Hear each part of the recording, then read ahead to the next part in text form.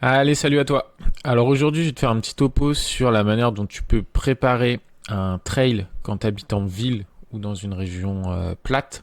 Souvent, tu n'as pas à disposition le bon terrain d'entraînement et on va voir comment tu peux faire.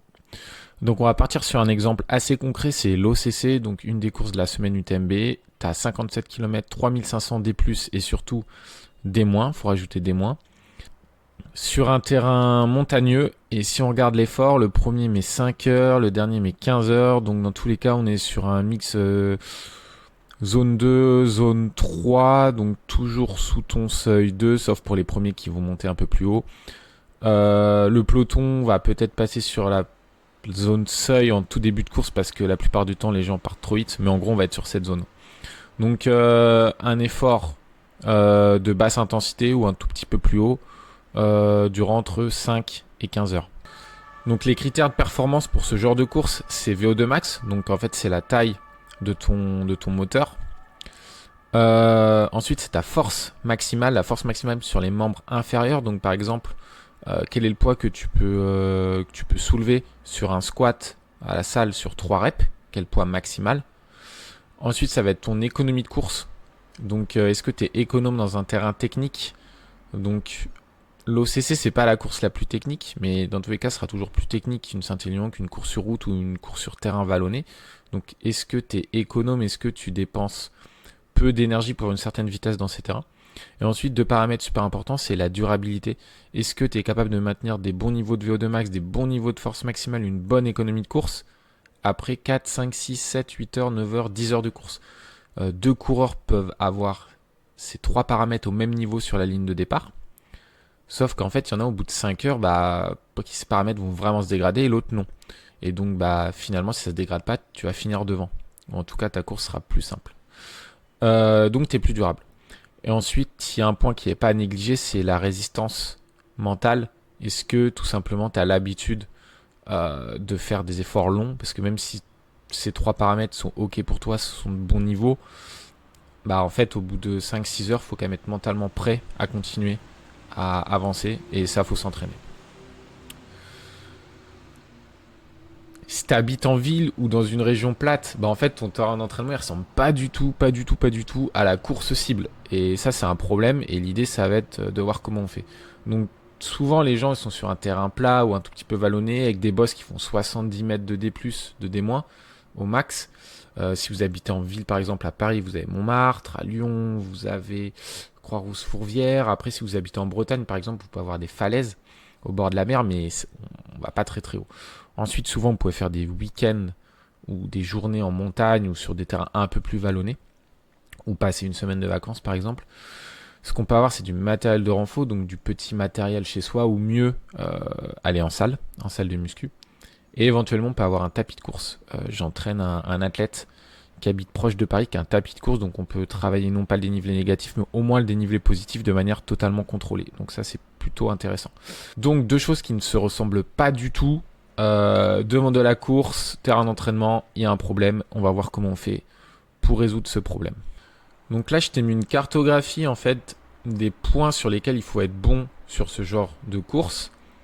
Donc ici, par exemple, tous ces paramètres et comment est-ce que tu peux les travailler. J'ai mis des connexions entre tous ces éléments. Alors évidemment, on peut imaginer d'autres choses ici, des exercices différents et des connexions un peu différentes. Mais là, déjà, tu auras une bonne vision de comment on peut articuler un entraînement si on habite en ville ou en plaine pour préparer une telle course. Donc un paramètre important, ça va être ton VO2 max. Donc comme j'ai déjà dit, ta taille de ton moteur. Ça c'est vraiment un paramètre discriminant qui est discriminant aussi sur des courses beaucoup plus courtes comme un 5 km ou un 10 km à plat par exemple. Donc ça c'est quelque chose que tu peux travailler en début de saison loin de ta course objectif. Et comment est-ce que tu peux le travailler? Tu peux faire des intervalles ou du fractionné en côte. Donc pourquoi en côte? Parce que déjà tu vas être plus spécifique, tu vas te rapprocher de la spécificité de la course et tu vas pouvoir en même temps gagner un peu en puissance sur des pentes 10, 15, 20%. Donc tu peux faire des choses de type 10 fois 30 secondes ou 5 fois 3 minutes, 1 minute 30. Des choses plus typées seuil, 3 fois 10 minutes, pardon. Mais ça va dépendre de la taille de ta côte. Ça, ce sont des exemples. Évidemment, il faut personnaliser. Ça n'a pas de sens de faire ça comme ça un peu au hasard. Et donc ça, faut se rapprocher de quelqu'un qui est en mesure de t'aiguiller euh, sur les répétitions à réaliser. Mais voilà, tu peux réaliser du travail de fractionné en côte. Ensuite, évidemment, VO2 max. Pour améliorer VO2 max, c'est pas uniquement faire du travail à haute intensité. En réalité, quand tu fais de la basse intensité, tu vas aussi améliorer VO2 max. Donc ça, c'est tout simplement l'endurance fondamentale, des endurances actives. Tu vas faire de la rando sur des périodes assez longues. Ça peut être 2h30 jusqu'à 8h si tu fais de la randonnée en montagne. Tu vas améliorer ta capillarisation. Donc le nombre de vaisseaux sanguins dans tes muscles. Et plus tu as de vaisseaux sanguins, et plus tu vas pouvoir mieux acheminer le sang et donc l'oxygène contenu dans le sang. Et donc ta consommation d'oxygène sera meilleure et donc tu augmentes ton VO2 max. Alors je l'ai mis en pointillé parce que souvent quand on parle VO2 max, on parle intervalle à haute intensité. Ensuite, l'idée, ça va être d'améliorer ton seuil 1. Donc pour rappel, on a deux seuils. Donc dans un modèle à 3 zones, on va avoir la zone 1, la zone 2, la zone 3. Le seuil 1, c'est ce qui fait la délimitation entre la zone 1 et la zone 2. Si on passe au-dessus du seuil 1, on va avoir un peu plus de lactate dans le sang, mais de manière maîtrisée. Autrement dit, ton effort reste soutenable sur une longue période. Si je devais donner une métrique pour la plupart des personnes, à 75% de FC max, on va être au niveau du seuil 1, c'est déjà une bonne approximation. Et donc sous le seuil 1, tu auras notamment tes footings de récup, ton endurance fondamentale. Donc pourquoi le seuil 1 c'est important? En fait c'est super important parce que au final ça va être plus ou moins l'intensité de ta course, ça va dépendre de ton niveau. Mais donc en fait en faisant du seuil 1 déjà tu vas être spécifique par rapport à ta course. Donc comment est-ce que tu peux améliorer ce seuil 1? C'est un peu comme VO2 max, parce que finalement si tu fais de la haute intensité, tu vas aussi améliorer ton seuil 1. Et si tu fais beaucoup d'endurance fondamentale, tu vas aussi améliorer ton seuil 1. Ce qui peut être intéressant aussi de faire quand on habite en plaine ou en ville, c'est de faire des sorties longues à vélo. Parce que le problème, c'est que si vous habitez dans une région plate, vous n'allez pas pouvoir faire 4-5 heures d'endurance fondamentale. Alors, en soi, vous pouvez, mais sur les temps longs, ça va être très compliqué à moyen terme et même à court terme. Donc l'idée, c'est de maximiser non pas le volume kilométrique, mais le volume horaire passé au seuil 1. Et donc pour ça, vous pouvez faire du vélo, des sorties longues de 1 heure jusqu'à 5 heures, 6 heures. En réalité, les durées sont totalement variables en fonction du niveau, de ce qu'on aime faire aussi. Mais au moins, vous allez passer du temps au seuil 1. Donc ça, c'est vraiment pour la partie intensité. Si on fait un petit récap, faut passer un peu de temps à VO2 max et beaucoup plus de temps au seuil 1. Donc c'est un entraînement plutôt polarisé. Donc souvent, vous allez voir 80% du temps sous le seuil 1 et 20% à VO2 max. En réalité, c'est beaucoup plus complexe. Mais disons que c'est ce qu'il faut avoir en tête. Faut faire des petits rappels de VO2, notamment via des intervalles fractionnés en côte et beaucoup de seuil 1. Mais encore une fois, ça, ce sont des choses qui doivent vraiment être individualisées. Ça dépend de ce que l'athlète a fait avant, ce qu'il va préparer après cette course, par exemple, après l'OCC, par exemple. Ça dépend d'énormément de choses. Donc ensuite, on va aller sur le volet musculaire et on va notamment parler de la force maximale. La force maximale, en fait, c'est la capacité à soulever, par exemple, sur un squat, un soulevé de terre, un hip thrust, une charge maximale sur entre 1 et 4-5 reps, on va dire. Et ça, c'est vraiment un travail qui peut être fait en salle. Donc il n'y a pas besoin d'habiter à la montagne. Vous pouvez le faire chez vous, dans votre salle de sport. Donc là, vous allez améliorer votre force maximale concentrique. Donc l'aspect concentrique, c'est vraiment en montée. Lorsque vous montez, le muscle se raccourcit.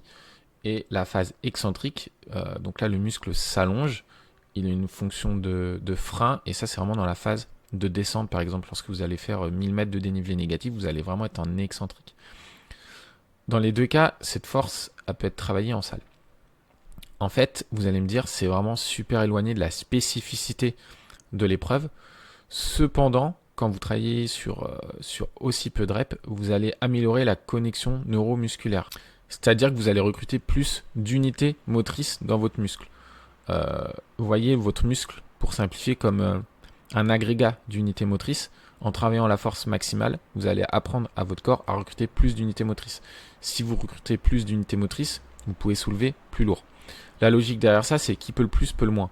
Si vous faites 100 kg squat, puis que vous faites un cycle de force max et que vous passez à 120, le jour où il faudra pousser dans une pente sur l'OCC, ça sera beaucoup plus simple après le cycle de force maximale. Donc ça, c'est vraiment quelque chose qui peut être travaillé en salle. Cependant, avant d'arriver sur ces modalités précises, il faut faire un travail de développement musculaire selon votre niveau, un travail d'apprentissage du mouvement, de coordination, qui peut prendre plus ou moins de temps. Ça peut prendre 4 semaines, comme ça peut prendre 3-4 mois. Donc il faut vraiment y aller progressivement. Ce volet-là, c'est vraiment, faut le voir comme au début un apprentissage. Et petit à petit, vous allez tendre vers ça, mais là, vous allez avoir vraiment de gros progrès qui vont pouvoir se transférer sur votre course. Ensuite, je vais sauter un tout petit peu, je vais passer sur l'endurance de force. Donc l'endurance de force, c'est quoi? C'est la capacité à maintenir un haut niveau de force durant une longue durée. Donc là, on était sur la force max, vous êtes sur 3 reps. Bah là, en fait, forcément, vous allez développer moins de force, mais il faut être capable de le développer pendant plus longtemps. Donc on parle d'endurance de force, mais en réalité, c'est tout simplement de l'endurance. Donc, comment faire? Bah là, pour le coup, faut faire du dénivelé positif. La question, c'est qu'en fait, quand vous êtes en ville, c'est compliqué. Donc, il y a une méthode assez simple, c'est de faire de la navette, faire des montées, descentes, pour maximiser votre dénivelé positif. Donc, si vous êtes en montée, par exemple, ça peut être faire 1h30 voire plus en navette, en endurance active, donc zone 3 environ, en montée, puis vous redescendez tranquillement en descente. Dans la notion d'endurance de force, en fait, vous avez quand même la notion de fatigue. Donc, comment est-ce qu'on peut avoir une plus grande fatigue en 1h30 en faisant autre chose que seulement courir? Bah là, en fait, sur chaque série, par exemple, avant de faire votre montée, vous pouvez faire des exercices de musculation. Donc, ça peut être des fentes sautées, ça va dépendre de votre niveau, hein, mais ça peut être la chaise le long d'un mur. Vous allez vous mettre dans une contraction isométrique. Donc, en fait, vous mettez le long du mur, vous ne bougez pas. Vous pouvez faire des squats. En fait, vous pouvez imaginer à peu près n'importe quoi, tant que ça engendre une fatigue musculaire. Et donc, en fait, c'est-à-dire que si vous courez juste 1h30 en montée en descente, vous allez atteindre un certain niveau de fatigue musculaire. Si vous rajoutez ces petits exercices, vous allez rajouter un niveau de fatigue musculaire un peu plus élevé. Et surtout, avant de faire chaque montée, vous avez déjà une pré-fatigue. Donc ça, c'est important. Comme ça vous rapproche en fait de ce que vous allez rencontrer le jour J. Parce que sur l'OCC, le but, c'est pas d'être bon au bout d'1 heure, c'est à quel point je suis endurant au bout de 5 heures de course, en fait. Donc ça, c'est un moyen d'améliorer l'endurance de force. L'autre solution, en fait, c'est le week-end en montagne. Et ça va. Vous voyez, il y a beaucoup de flèches qui arrivent sur le week-end en montagne. Ça peut être des vacances, ça peut être une journée, 2 jours. Si vous n'êtes pas loin, vous pouvez y aller en fait une fois tous les mois. Mais l'idée, ça va être tout simplement de se rapprocher de la spécificité de l'épreuve. Et donc, là, pour travailler votre endurance de force, ça va être par exemple faire 2 montées de col sur 30 km. Vous faites pas la course, mais vous faites 2 montées de col tranquillement. Et déjà, vous allez améliorer votre endurance de force en faisant par exemple 1000-2000 mètres de dénivelé positif. Ensuite, il va falloir améliorer vos capacités techniques. Et alors là, c'est vraiment un gros problème parce que vous n'êtes pas du tout sur le terrain. Donc, qu'est-ce qui fait qu'en fait, une course comme l'OCC est technique? J'ai déjà dit, vos appuis vont être différents que sur la route. Vous allez rencontrer des obstacles. Parfois, vous allez devoir sauter. Votre fréquence de pas va pas toujours être la même. Vous avez des virages dans les descentes, donc il faut freiner brutalement, etc., etc. Donc, le premier travail que vous pouvez faire, c'est un travail de stabilité en unipodal, donc en fait sur un pied. Et donc ça, vous pouvez le faire en salle, mais vous pouvez aussi le faire chez vous, si vous avez des haltères ou une kettlebell, par exemple. Et vous pouvez mettre en place des circuits de renforcement en unipodal. Donc par exemple, vous pouvez faire des fentes bulgares, vous pouvez faire des pistol squats, vous pouvez faire la bascule où vous allez travailler au fessier, et dans tous les cas, vous êtes sur une seule jambe. Et donc là, ça va permettre de travailler tous vos muscles stabilisateurs, donc du pied notamment déjà au niveau de la voûte plantaire. Vous allez voir, vous allez avoir une instabilité. Et vous allez la retrouver durant une épreuve type trail. Et ça va remonter, jusqu'à votre genou, jusqu'à votre hanche. Tous les muscles stabilisateurs de la hanche vont être mis en action. Et donc, vous pouvez faire ce genre d'exercice pour travailler la stabilité. Ce genre d'exercice, en réalité, vous pouvez aussi très bien le mettre quand vous faites des navettes. Faut être innovant. Là, j'ai pas mis de lien, mais c'est quelque chose qui peut vraiment être fait. Si vous voyez que vous avez un point faible en termes de stabilité, intégrez ça directement ici. Ensuite, l'autre idée, c'est d'aller sur un terrain analogue en descente. Donc, vous pouvez éventuellement trouver une descente ne serait-ce que de 30 mètres de dénivelé, un peu technique, que vous allez répéter. Vous pouvez vous faire une session comme ça, une fois par semaine, une fois toutes les 2 semaines, où vous allez tout simplement essayer d'aller vite dans un terrain technique, travailler vos appuis, avoir la bonne vision, etc., etc., juste pour vous habituer. Parce que si vous arrivez le jour J et que vous avez fait que de la descente sur du bitume, ça va être compliqué. Il y a vraiment une coordination à avoir entre votre mouvement, vos yeux, la vision devant vous, la vision lointaine, etc. Donc ça se travaille aussi. Ensuite, il y a un aspect qui est vraiment super important, qui est plus de l'ordre du mental, mais c'est le ressenti de l'effort. Parce qu'il y a pas mal de personnes qui vont s'entraîner en ville et qui finalement vont rencontrer assez rarement le type d'effort qu'ils vont rencontrer en montagne. Ils vont faire des sorties longues sur terrain vallonné de 3-4 heures, sauf que le jour J, il va falloir enquiller plus de 10 heures sur un terrain montagneux. Et le ressenti de l'effort est totalement différent. Donc comment s'en rapprocher? Toujours premier point, aller en montagne, mais ça on reviendra dessus, de manière épisodique. Deuxième point, ça peut être par exemple faire des sorties longues en vélo, puis enchaîner sur une sortie vallonnée en endurance fondamentale, ou faire une rando par exemple assez longue. L'avantage, comme j'ai déjà dit, c'est que le vélo, vous n'avez pas de contraintes mécaniques ou très peu, et vous pouvez vraiment enchaîner de longues heures. Et à partir de 5-6 heures en vélo, 7 heures, vous allez voir que ça devient quand même compliqué. Et si ensuite vous enchaînez 1 heure ou 2 heures en endurance fondamentale à pied, vous allez quand même vous rapprocher un peu plus de ce qui va se passer le jour J. Vous n'avez pas les contraintes excentriques de descente, mais en termes de ressenti de l'effort, déjà, vous allez vous approcher de ce que vous allez rencontrer en vrai. Vous allez pouvoir tester notamment votre nutrition, sachant qu'en plus en vélo, on peut passer beaucoup plus de glucides, mais déjà, vous allez vous rapprocher de l'effort que vous allez rencontrer le jour J, et ça, c'est plutôt intéressant. Et enfin, le dernier point qui pour moi est central, c'est vraiment la durabilité. Comme je l'ai déjà dit, durabilité, c'est la capacité à maintenir tous les déterminants de la performance au plus haut sur le long terme. Donc VO2 max, économie de course, force maximale, etc., etc. Comment est-ce qu'on peut travailler la durabilité? Donc je l'ai déjà dit, sortie longue à vélo, puis on enchaîne sur un footing long ou une sortie longue en course à pied d'1 heure, 2 heures par exemple. Vous pouvez aussi faire une grosse pré-fatigue. Donc là, sur les navettes, je parlais de pré-fatigue, mais là, vous pouvez faire une beaucoup plus grosse pré-fatigue. Par exemple, vous faites une grosse séance de renforcement chez vous, d'1 heure, 1 heure et demie, où vous allez à la salle, vous travaillez sur des mouvements d'endurance. Donc là, on parlait de force max avec 3 reps. Bah là, par exemple, vous pouvez faire des mouvements avec 15 reps. Donc vous faites 5 séries de 15 reps au squat, ensuite vous faites pareil au soulevé de terre, puis vous faites d'autres exercices. Vous pouvez faire du renforcement, des exercices de stabilité, vous pouvez même travailler vos triceps pour l'utilisation des bâtons. Donc vous faites ça pendant 1 heure, voire un peu plus. Et ensuite, vous partez sur votre sortie longue. Donc si vous avez l'habitude de faire des sorties longues par exemple de 4 heures pour préparer ce genre de course, et bien vous faites ça juste avant. Et normalement, dès que vous allez commencer votre sortie, pour commencer les 4 heures, vous allez déjà avoir une certaine fatigue. Donc en fait, c'est comme si vous projetiez directement sur la 2e heure de course, au lieu de partir frais. Et donc c'est beaucoup plus spécifique. Si vous n'êtes pas en salle, en fait, vous pouvez faire des mouvements chez vous avec une kettle. Donc vous pouvez faire des kettle swing, vous pouvez faire des squats, des soulevés de terre. Évidemment, ça va toujours dépendre de votre niveau. Mais vraiment, la séance de renforcement avec pré-fatigue, c'est super intéressant. Je ne l'ai pas mis ici, mais ce que vous pouvez faire aussi, c'est la veille d'une sortie longue, par exemple de 4-5 heures, vous pouvez mettre un footing long d'1 h 30 en endurance active. Vous allez aussi là activer une pré-fatigue, et le lendemain, quand vous allez commencer votre sortie longue, vous allez déjà être fatigué, comme si vous étiez au bout d'1 heure, 1 heure et demie de course, par exemple. Enfin, selon moi, l'élément le plus important, c'est quand même de passer un peu de temps en montagne, ne serait-ce que 1 ou 2 week-ends avant la course, pour toutes les raisons qu'on a vues précédemment, travailler l'endurance de force, le ressenti de l'effort, la technicité du terrain, la capacité à encaisser des contraintes excentriques, par exemple sur 1000 mètres de dénivelé négatif, ça vous l'aurez jamais en ville. Développement de seuil 1 et VO2 max, force max, ça vous pouvez le gérer. Mais vraiment tout ce qui est endurance, technicité du terrain, vous ne le rencontrerez pas chez vous, en tout cas c'est difficile. Donc c'est bien de s'en rapprocher, de faire 1 ou 2 week-ends, et vous pouvez notamment faire le célèbre week-end shock.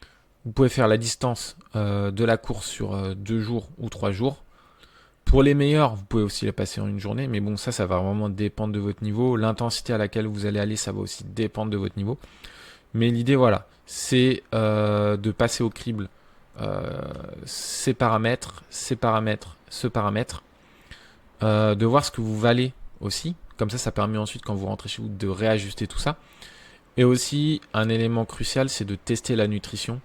Vous pouvez tester votre protocole de nutrition. Est-ce que vous partez sur 40, 50, 60 et plus grammes de glucides? Et au moins, vous pouvez vraiment, dans les conditions réelles, tester tout ça.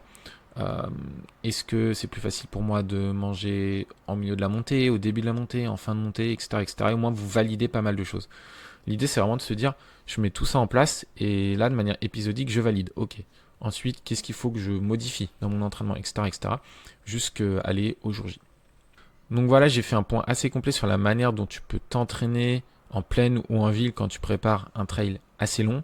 Si tu as des questions, n'hésite pas à les poser en commentaire. Et retiens une chose, tous ces éléments, ce sont des ingrédients. Et en fait, le plus important, c'est de faire une bonne recette avec tous ces ingrédients. Certaines personnes, par exemple, n'auront pas besoin de ce travail. D'autres n'auront pas besoin de ce travail. Et l'idée, c'est vraiment de travailler sur les choses les plus importantes pour que tu sois au top le jour J.